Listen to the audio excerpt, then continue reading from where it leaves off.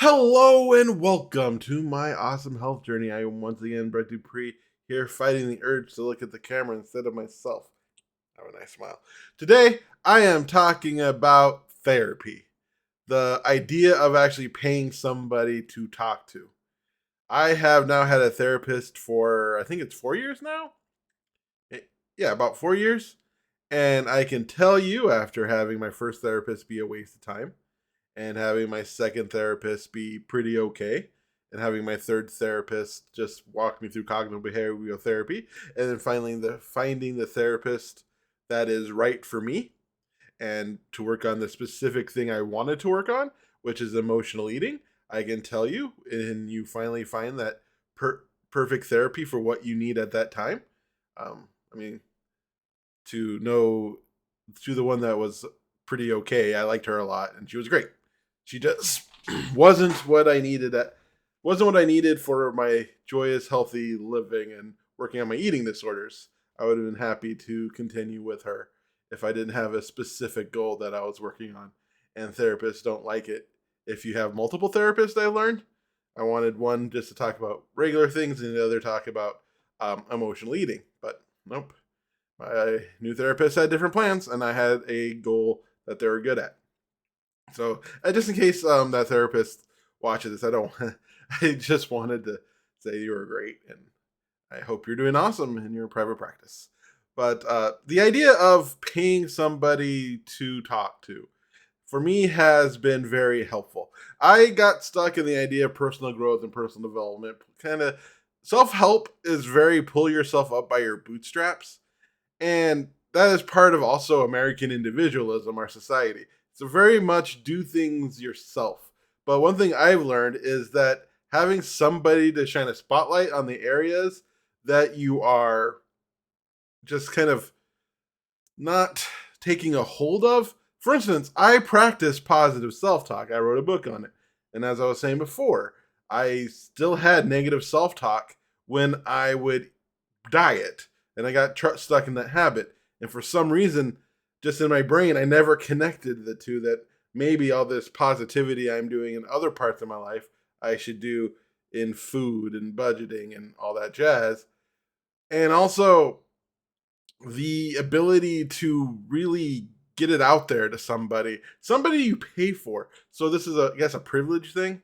But I just noticed when you talk to like friends and family, or uh, someone that you love, there's a certain agenda people have, and the agenda generally is to make you feel better now.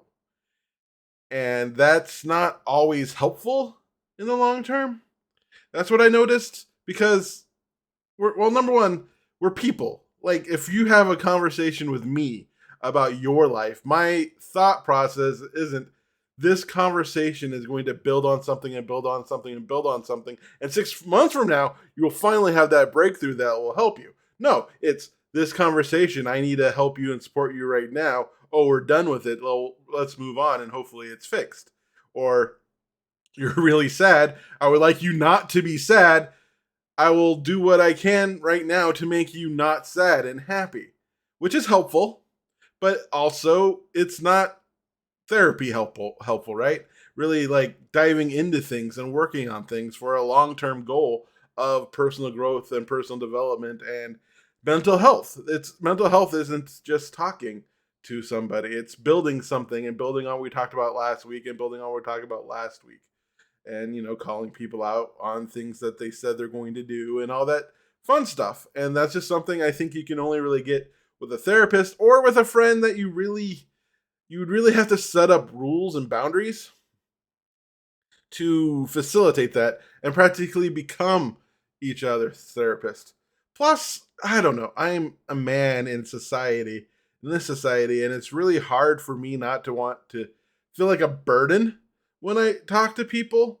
And I also kind of come from social anxiety, so reaching out to people when I'm not feeling like shit is hard enough. So you want me when I feel really bad to also reach out? Yeah, that's gonna happen. Just, I mean, logic, people. I'm sorry about that, but And so when you have a weekly meeting about talking about myself in that regard, and I feel like crap and I don't really want to do it, well, I already paid for this session and I should take advantage of it. It's different. It's different. It's someone I could talk to who I know won't have an agenda other than to talk to me. That half an hour or hour is mine and will always be mine. It's not a give and take like a relationship. They're not trying to fix it now so they can feel better about me feeling better. They're trying to work on me to help me get my long term goals. And my nutritionist is the same way. And our first 3 months of working together with my nutritionist, honestly, was me just having faith in her system because I was feeling shitty.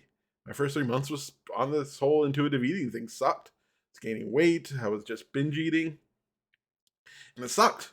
But we continued to work at it, and now I'm on the other side, and it's the most freeing, amazing thing ever. Uh, my therapist, same. First working with a therapist was pretty good, but I'm just saying, if you have the ability to get a therapist or get a nutritionist or maybe a life coach or something on those lines, my suggestion would be highly to take advantage of it and to work with them, but also make sure you find one if you have this ability to that really works for you for what you want to accomplish. Because just having that therapist and the nutritionist help me through this health journey has been amazing. I've never felt this good about my relationship with food. And I even feel better now with my relationship with exercise. And I'm utilizing those skills to work on budgeting, keeping my house clean, and other aspects of my life where I use disassociation and I guess floating out of my body. I heard podcasts talk about that to deal with. And it's been great. So I highly recommend if you have the ability to do it. I know these cost money and not everyone has the money or the insurance like I do, but if you do, 100% recommended. Yeah, so that's my little rant on therapy. Like and subscribe and all that jazz.